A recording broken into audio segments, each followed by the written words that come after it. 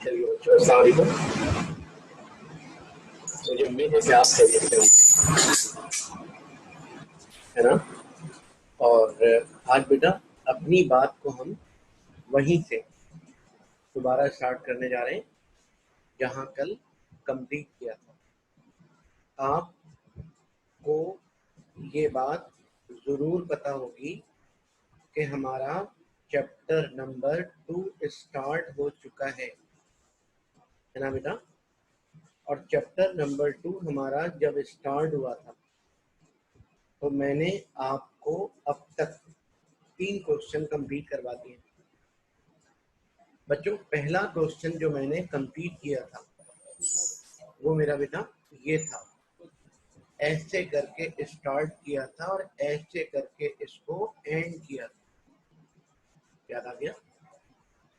उसके बाद मैंने state and explain law of constant composition ऐसे करके बेटा स्टार्ट किया था, ऐसे स्टार्ट किया और इसकी एक्सप्लेनेशन ऐसे करके दी थी।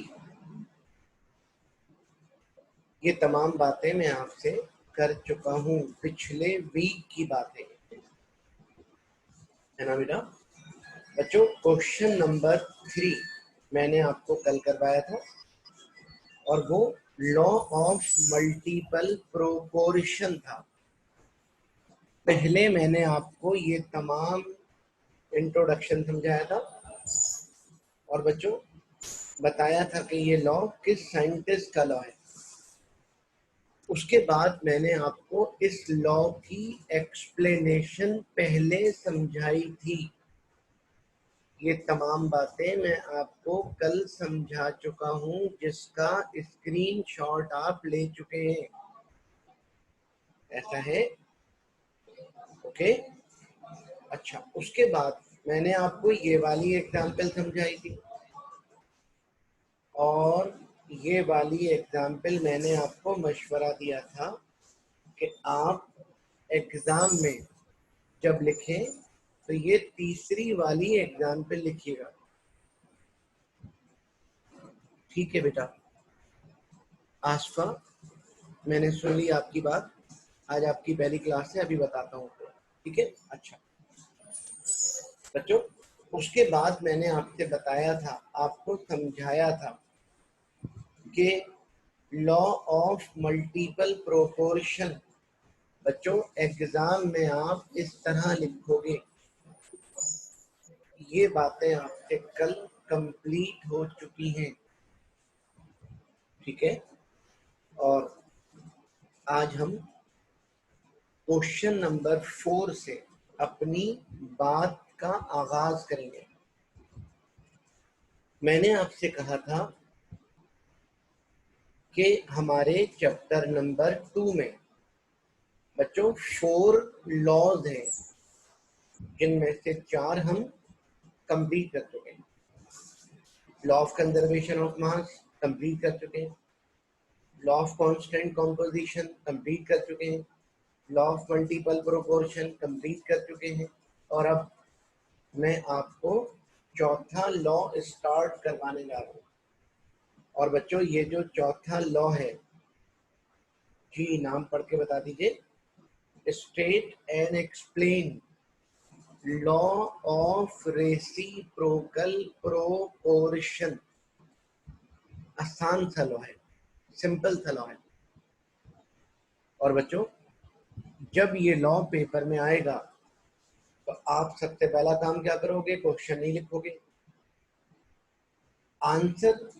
आंसर लिखने के बाद आप हेडिंग बनाएंगे लॉ ऑफ रेसिप्रोकल प्रोपोर्शन और उसके बाद लॉ का इंट्रोडक्शन देंगे, ठीक है। और बच्चों ये वो साइंटिस्ट हैं, इनका नाम है रिचर। इन्होंने ये लॉ पुट फॉरवर्ड किया था, इन्होंने ये लॉ बनाया था। Law of reciprocal proportion was put forward by Richard in 1792 to 1794। और आप देख रहे हैं कि इसमें समझाने का कुछ भी नहीं है। असल बात समझाने की जो शुरू होती है वो यहाँ से होती है, ठीक है, और असल बात यहाँ से स्टार्ट करूँगा। चलें, अब जरा मेरी बात को गौर से सुनेंगे आप, ठीक है, और ध्यान देंगे बात का। बच्चों देखें, सबसे पहली बात तो ये कि when two different एलिमेंट, जब कोई से भी दो element are separately combined with fixed mass of another third element। क्या मतलब? जब कोई से भी दो एलिमेंट, कोई से भी दो तीसरे एलिमेंट के फिक्स्ड मास के साथ सेपरेटली, अलग अलग कंबाइन हो, कोई से भी दो एलिमेंट तीसरे एलिमेंट के फिक्स्ड मास के साथ सेपरेटली कंबाइन हो, तो राइट, उन दोनों का तीसरे एलिमेंट के साथ जो रेशो होगा, उन दोनों का तीसरे एलिमेंट के साथ जो रेशो होगा, जब वो दोनों एलिमेंट आपस में कंबाइन होंगे, तो उस वक्त भी रेशो वही होगा। इसका मतलब सीधा सीधा ये हुआ बच्चों, इसका मतलब सीधा सीधा ये हुआ कि व्हेन आराम से पढ़िएगा, जल्दबाजी मत करिएगा, समझने की कोशिश करेंगे। व्हेन टू डिफरेंट एलिमेंट, अभी मैं आपको इसकी एग्जांपल भी देता हूँ। When two different element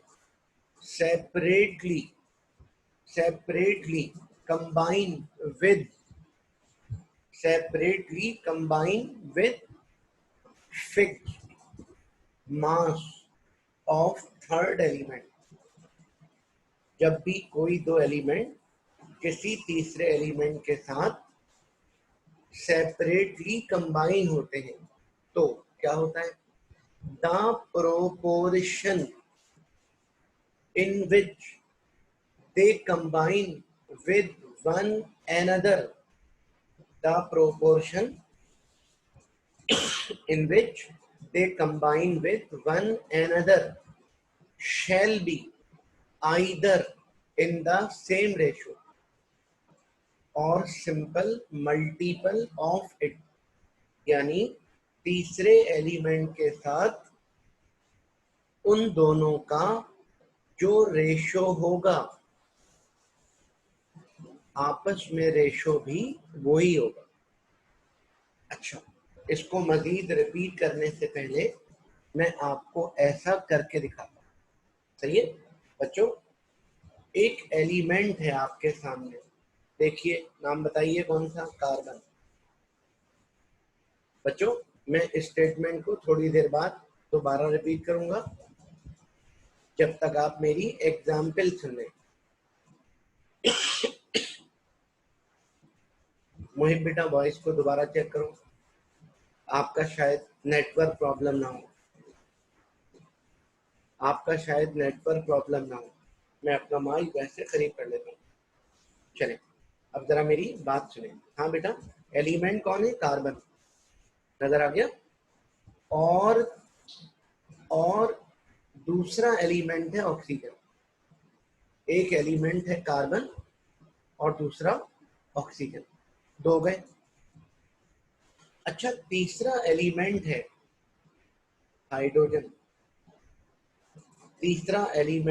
hydrogen, जब ये दोनों बच्चों,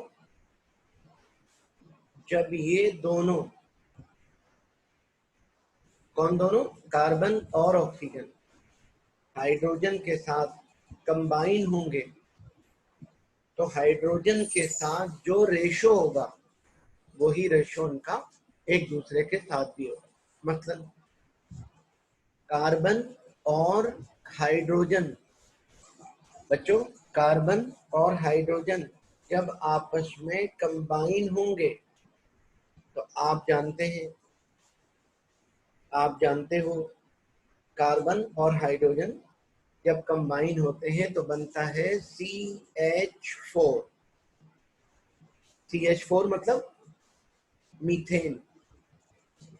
कार्बन और हाइड्रोजन का जब रिएक्शन होगा तो मीथेन बनेगा। अब आप कहीं और मत देखिएगा, ये देखिए कि मीथेन में कार्बन कितने हैं 1 और हाइड्रोजन कितने हैं 4, right.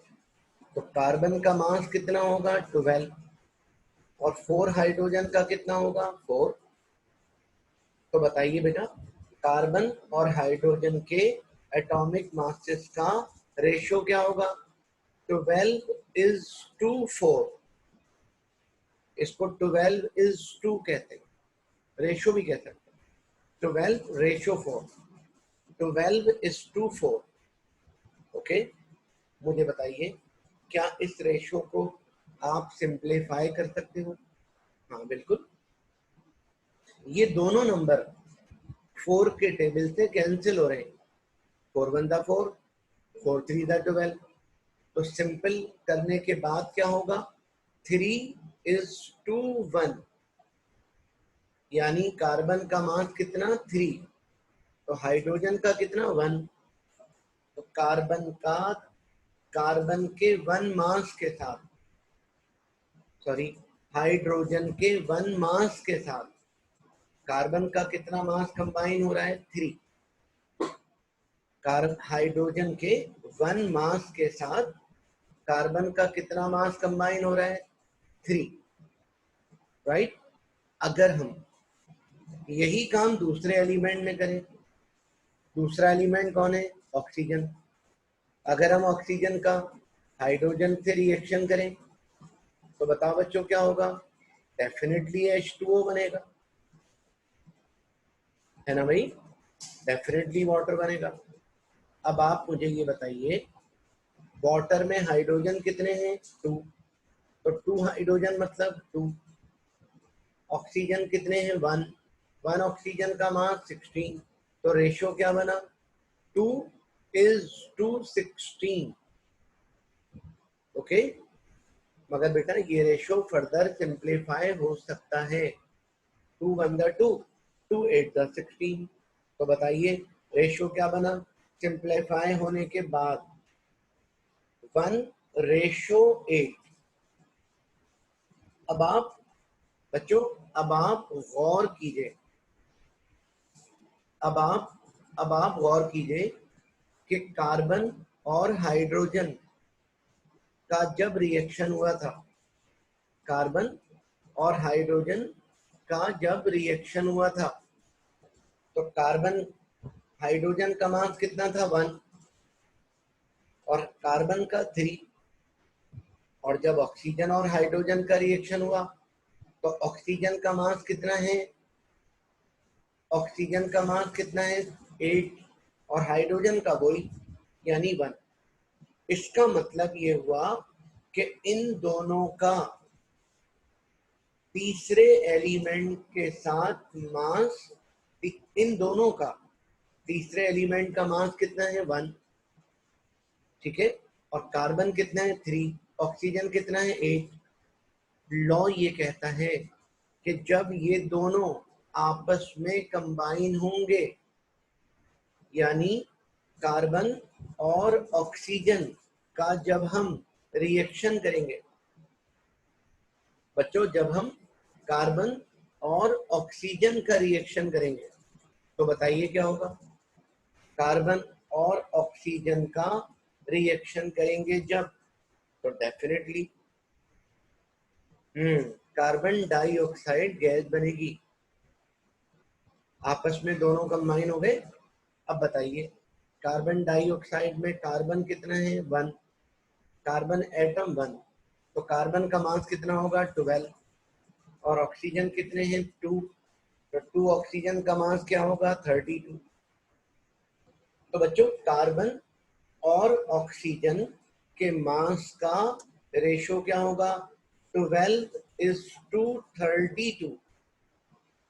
12:32।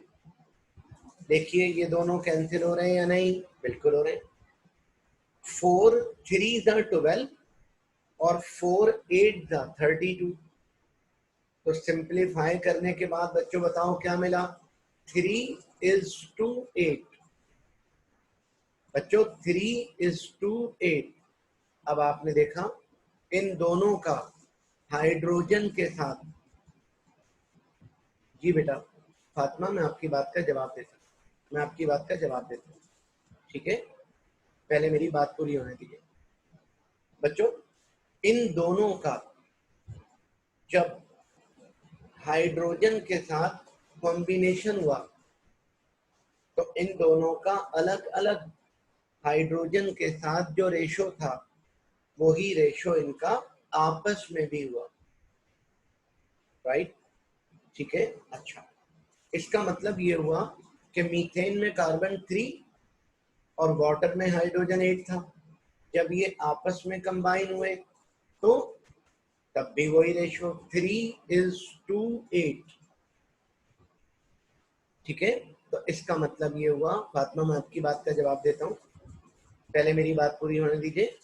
When two different elements separately combine with fixed mass of third element, the proportion in which they combine with one another, the proportion in which they combine with one another shall be either in the same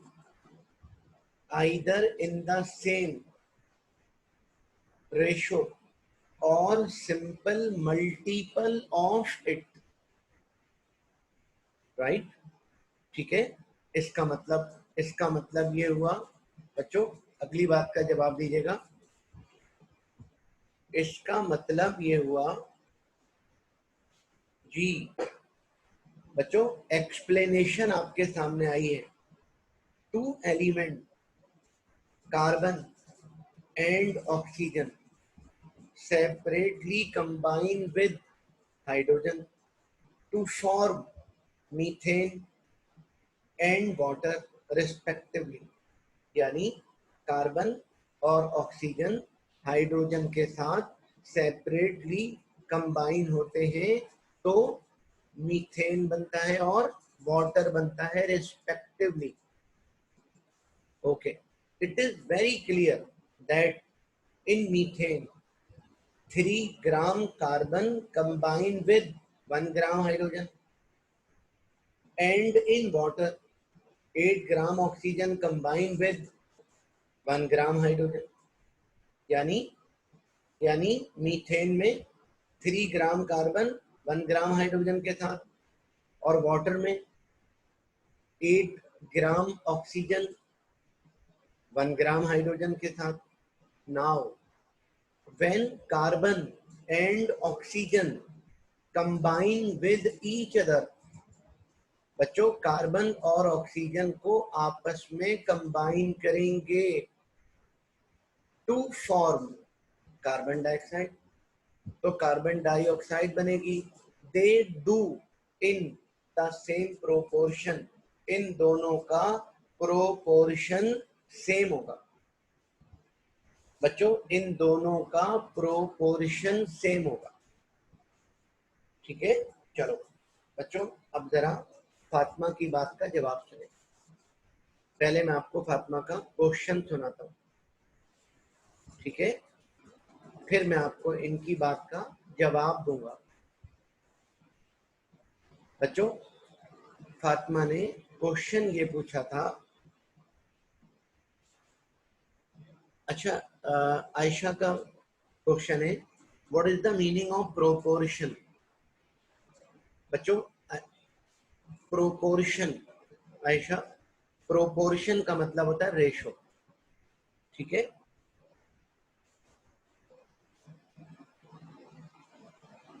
जी बेटा अब्दुल्ला, तमाम lecture दोबारा upload हो गए, दोबारा देख लीजिएगा। मुझे जल्दी से फातिमा की बात का जवाब देने दें, ठीक है। अब बीच में कोई नहीं बोलेगा,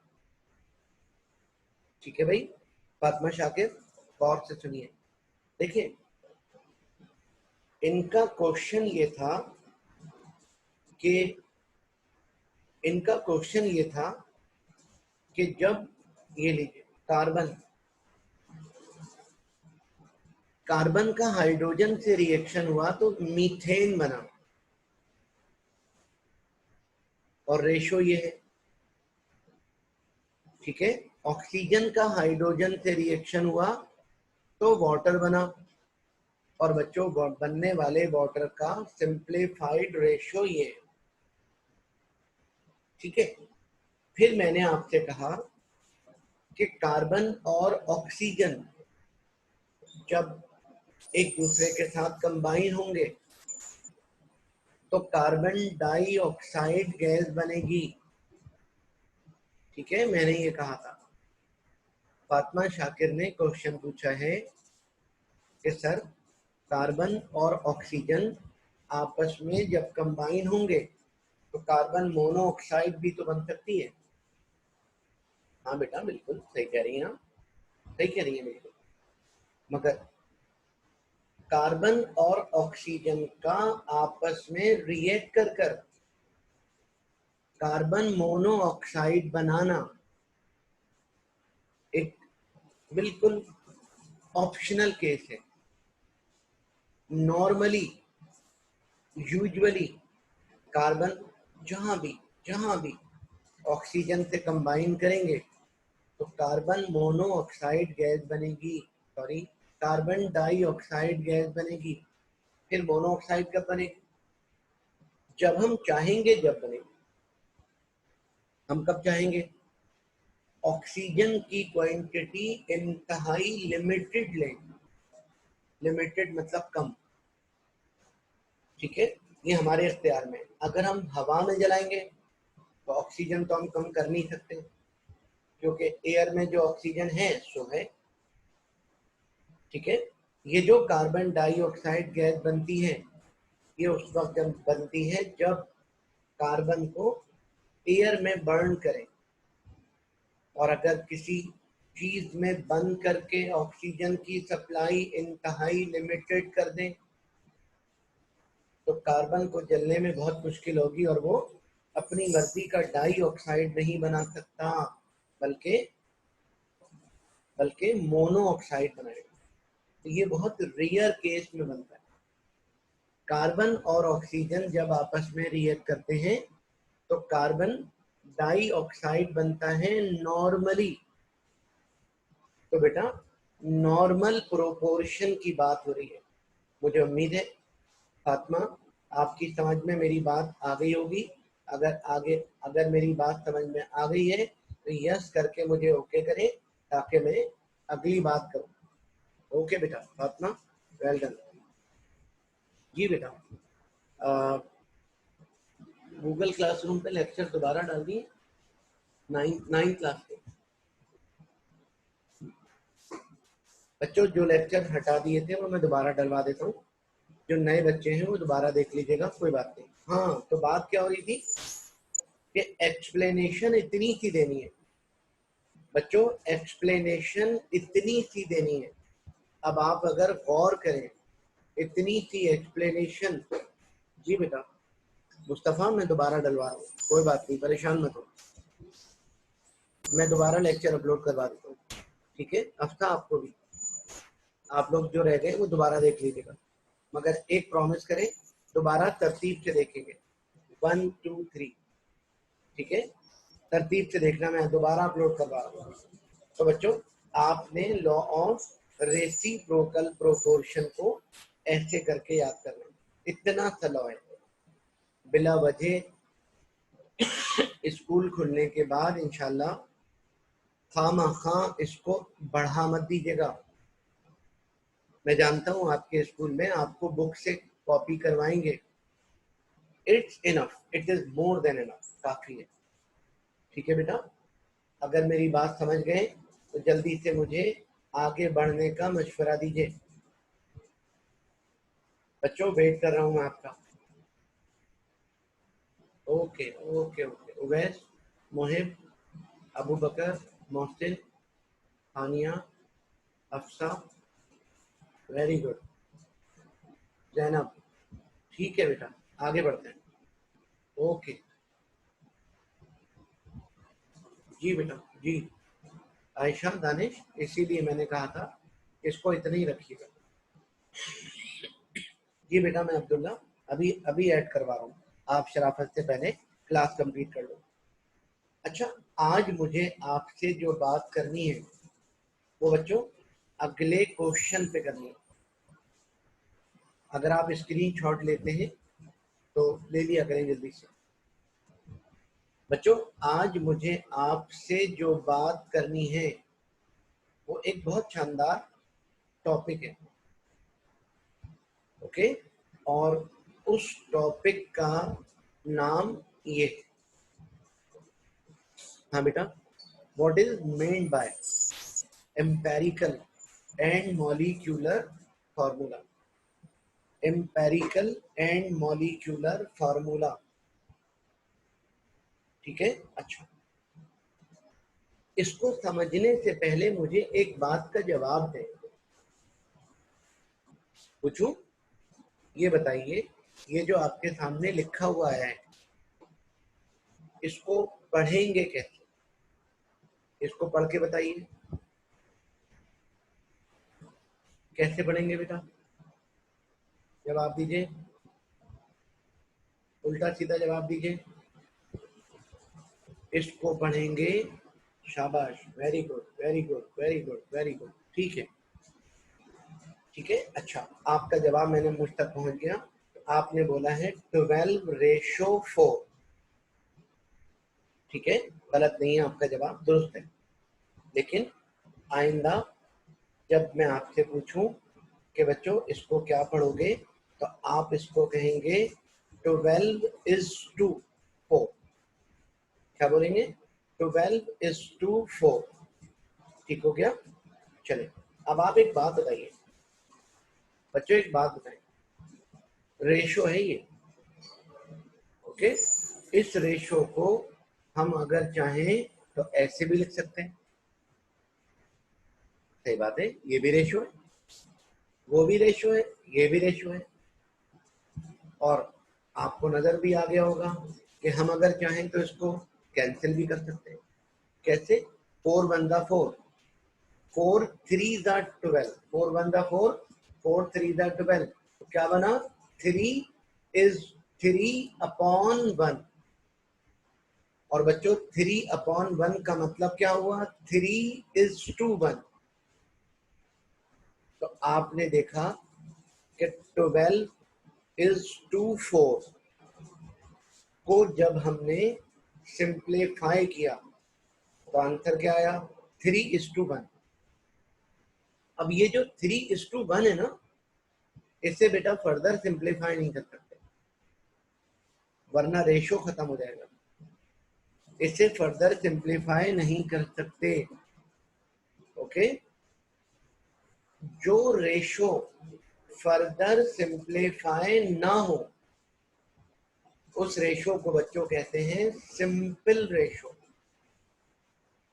या उसको कहते हैं सिंप्लीफाइड रेशो या simplest ratio. Simple ratio, simplified ratio, simplest ratio, एक ही बात है, एक ही मतलब, ठीक है। अच्छा, अब आप मुझे एक बात का और जवाब दें। बच्चों, आपके सामने एक रेशो और लिख रहा हूं, ये देखिए 2:1। क्या आप इसको फर्दर सिंप्लीफाई कर सकते हैं? नो, ओके, फर्दर सिंप्लीफाई नहीं कर सकते। तो इसका मतलब ये भी सिंपल रेशो है, ये भी सिंपल रेशो है, ये भी सिंपल रेशो है, ये भी बच्चों सिंपल रेशो है, ये भी सिंपल रेशो है, ये भी सिंपल रेशो है, ये भी सिंपल रेशो है। क्योंकि क्योंकि ये सारे नंबर किसी एक टेबल में नहीं आ रहे। और बच्चों ये भी सिंपल रेशो है। रेशो ऐसे भी होते हैं, 2 का रेशो ऐसा होता है, 3 का रेशो ऐसा होता है, 4 का भी हो सकता है, 5 का भी हो सकता है। और ये भी सिंपल रेशो है बच्चों। 2:1 बच्चों, 2:1, 2:3, 3:5, 5:7, 7:9, 9:11, 11:13, 11:13:12। कोई भी नंबर किसी एक टेबल में नहीं आ रहा। और बेटा 12:22:11, ये तीनों नंबर एक टेबल में नहीं आ रहे। ये सब के सब सिंपलीफाइड रेशो हैं। ये सब के सब सिंपलेस्ट रेशो हैं। मुझे उम्मीद है मेरी ये 8th क्लास के लेवल की बात आपकी समझ में आ गई होगी। ठीक है, अब मैं बच्चों आगे बढ़ने की हिम्मत करूं। असल बात तो अभी बाकी है, असल बात आपसे करनी है। अगर मेरी ये वाली बात आपकी समझ में आ गई है तो मुझे मशवरा दीजिए ताकि मैं आपसे कोई नई बात करूं। ठीक है बेटा मोहसिन, ठीक है, ओके।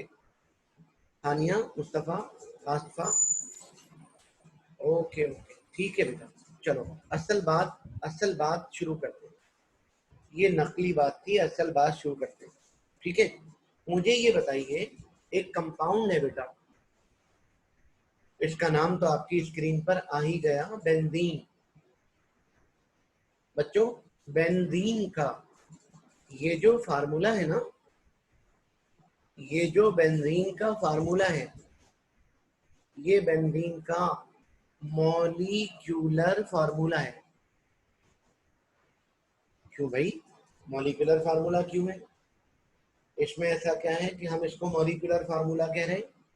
बच्चों मॉलिक्यूलर फार्मूला कहते हैं formula which shows, formula which shows actual number of atoms, which shows actual number of atoms of each element, actual number of atoms of each element present in one molecule of a compound is called molecular formula। क्या मतलब? किसी भी compound के एक molecule में, किसी भी compound के एक मॉलिक्यूल में ईच एलिमेंट के actual number of atom show करने वाले फार्मूले को कहते हैं मॉलिक्यूलर फार्मूला। तो ये जो सर्कल में लिखा हुआ है, ये बच्चों बेंजीन का एक मॉलिक्यूल है। ये बेंजीन का 1 मॉलिक्यूल है और इस 1 मॉलिक्यूल में एलिमेंट कितने हैं? 2। कार्बन हाइड्रोजन, कार्बन के एटम कितने हैं? 6। हाइड्रोजन एटम कितने हैं? 6। ठीक है, तो actual number of atom show कर रहा है ये। तो जो actual number of atom show करता है उसको कहते हैं मॉलिक्यूलर फार्मूला। अब आपसे मुझे क्वेश्चन पूछना, पूछूं? मुझे बताइए बेंजीन में कार्बन और हाइड्रोजन के एटम्स का रेशो क्या होगा? 6:6। ठीक है, बेंजीन में कार्बन और हाइड्रोजन के एटम्स का जो रेशो है 6:6। ठीक है, 6:6। अब मेरी बात सुने, अगर मैं इस रेशो को सिंप्लीफाई करूं, जी बच्चों मैंने आपकी बात सुन ली है, अगर मैं इस रेशो को सिंप्लीफाई करूं तो 6 1 6, 6 1 6, यानी 1:1। मुझे बताइए मुझे बताइए 6:6 का मतलब क्या था? C6H6। और बताइए 1:1 का मतलब क्या होगा? C1H1। सही बात है बच्चों, C1H1 बेंजीन का एक फार्मूला तो था ही, एक और आ गया बच्चों। बेंजीन का एक फार्मूला था, एक और आ गया। मगर ये जो फार्मूला है ना, ये बेंजीन का एम्पेरिकल फार्मूला है। ये क्या बात हुई? ये एम्पेरिकल फार्मूला क्या होता है बताता हूं बच्चों। एम्पेरिकल फार्मूला कहते हैं which shows simplest ratio of atoms, जिसके एटमों का रेशो सिंपलेस्ट हो, जिसके एटम्स का रेशो सिंपलेस्ट हो, उसको कहते हैं एम्पेरिकल फार्मूला।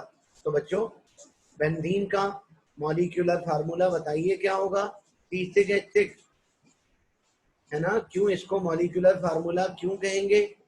क्योंकि इट शोज बच्चों, it shows actual number of atoms. Ubaid बेटा लेस और मोर की बात मत करो, जो बात कह रहा हूं वो करें, ठीक है। तो बेंजीन का मॉलिक्यूलर फार्मूला C6H6 और एम्पेरिकल फार्मूला C1H1। अच्छा, 1 को लिखना जरूरी नहीं, क्योंकि 1 अक्सर नहीं लिखते, ठीक है।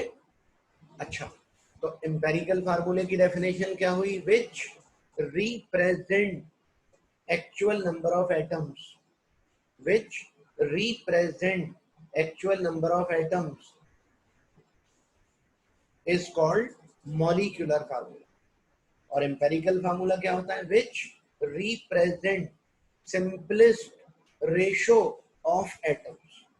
ओके, कोई बात नहीं, एक एग्जाम्पल मैं आपको और देता हूं बच्चों।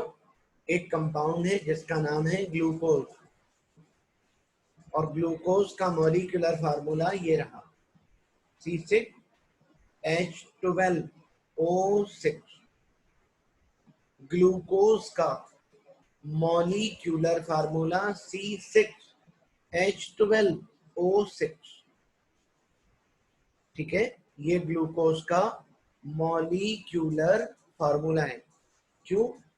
Because it is representing, it is showing actual number of atoms of each element. तो ईच एलिमेंट के actual number of atom present करने वाले फार्मूले को मॉलिक्यूलर फार्मूला कहते हैं। और इसका रेशो क्या होगा? 6:12:6, ठीक है बच्चों। अगर अगर इस रेशो को सिंप्लीफाई करें, बिल्कुल मुस्तफा सही जवाब है आपका, बिल्कुल सही जवाब है आपका। अगर इस रेशो को सिंप्लीफाई करें तो 6 1 6, 6 2 12, 6 1 6, यानी 1:2:1, राइट। 6:12:6 का मतलब क्या था? C6H12O6। तो फिर 1:2:1 का मतलब क्या होगा? C1H2O1। ग्लूकोज का एक फार्मूला तो था, एक और आ गया। मगर ये जो फार्मूला है ये ग्लूकोज का एम्पेरिकल फार्मूला है। क्यों भाई? क्योंकि it is showing simplest ratio of atom. तो एटम्स का सिंपल रेशो शो करने वाले फार्मूले को एम्पेरिकल कहते हैं, और actual number of atom show करने वाले फार्मूले को मॉलिक्यूलर फार्मूला कहते हैं। अगर बेटा इसका स्क्रीनशॉट लेना चाह रहे हैं तो ले लीजिए। मुझे आपसे एक बात और करनी है,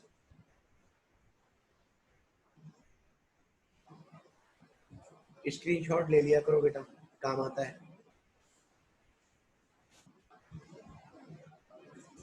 जी रिप्लाई दीजिए। ओके, ठीक है, ठीक बेटा। अब जवाब दे मुझे एक और बात का। मुझे ये बताइए, मुझे ये बताइए कि CO2 ये कार्बन डाइऑक्साइड का मॉलिक्यूलर फार्मूला है, राइट? बताइए इसका एम्पेरिकल फार्मूला क्या होगा? बच्चों इसका एम्पेरिकल फार्मूला भी यही होगा। क्या मतलब? कार्बन डाइऑक्साइड का मॉलिक्यूलर फार्मूला भी वही, एम्पेरिकल फार्मूला भी वही। यस, क्यों? क्योंकि मॉलिक्यूलर फार्मूले का जो रेशो है वो सिंपल है। ये देखिए, मॉलिक्यूलर फार्मूले का रेशो 1:2, ये तो सिंपल रेशो है। इसलिए ऐसा भी होता है कि जो मॉलिक्यूलर फार्मूला वही एम्पेरिकल फार्मूला भी हो सकता है। बिल्कुल इसी तरह H2O वाटर का ये मॉलिक्यूलर फार्मूला है, एम्पेरिकल फार्मूला भी यही होगा। वजह? क्योंकि मॉलिक्यूलर फार्मूले का रेशो 2:1, 2:1 मतलब सिंपलेस्ट। तो जो एम्पेरिकल फार्मूला है वही मॉलिक्यूलर फार्मूला है। इसी तरह सोडियम क्लोराइड का मॉलिक्यूलर फार्मूला है ये, एम्पेरिकल फार्मूला भी यही होगा। वजह? क्योंकि मॉलिक्यूलर फार्मूले का रेशो सिंपल है। बिल्कुल इसी तरह ये रहा सुक्रोज, C12H22O11, इसका मॉलिक्यूलर फार्मूला है ये, एम्पेरिकल फार्मूला भी यही होगा। क्यों? क्योंकि मॉलिक्यूलर फार्मूले का जो रेशो है वो ये है। और बेटा ये रेशो सिंपल रेशो है। 12, 22 और 11 ये तीनों किसी एक टेबल में नहीं आ रहे, इसलिए इन चारों कंपाउंड का मॉलिक्यूलर फार्मूला और एम्पेरिकल फार्मूला दोनों एक ही है। ओके, ठीक है। तो आप मुझे जल्दी से बता दीजिए, जल्दी से जवाब दे दीजिए, मॉलिक्यूलर एम्पेरिकल फार्मूले की डेफिनेशन क्या होती है? The formula which represent simplest ratio between element present in a compound is called empirical formula. और बच्चों for example empirical formula of benzene is C1H1, 1 लिखते नहीं है, and empirical formula of glucose is CH2O। Okay, और molecular formula किसको कहते हैं बच्चों? which represent actual number of atoms present in one molecule of a compound is called molecular formula। और बच्चों for example molecular formula of sucrose, glucose is C6H12O6 and the molecular formula of sucrose is C12H22O11। अगर आपको screenshot लेना है तो जल्दी से ले लीजिए, फिर मुझे आपको खुदा हाफिज करना है। स्क्रीनशॉट लेना है बेटा तो ले लीजिए।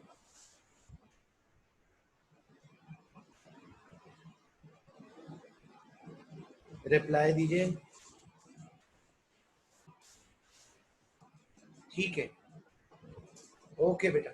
तो बच्चों आज हम अपने चैप्टर की एंडिंग क्वेश्चन नंबर 5 पर कर रहे हैं। तो आज हमने अल्हम्दुलिल्लाह 2 क्वेश्चन कवर किए। इन दोनों को आज गूगल क्लासरूम पर दोबारा देखना है, रिपीट करना है और हाथ के हाथ इसको याद कर लीजिएगा। ठीक है, बाकी बात मैं इंशाल्लाह आपसे कल करूँगा। थैंक यू, खुदा हाफिज़।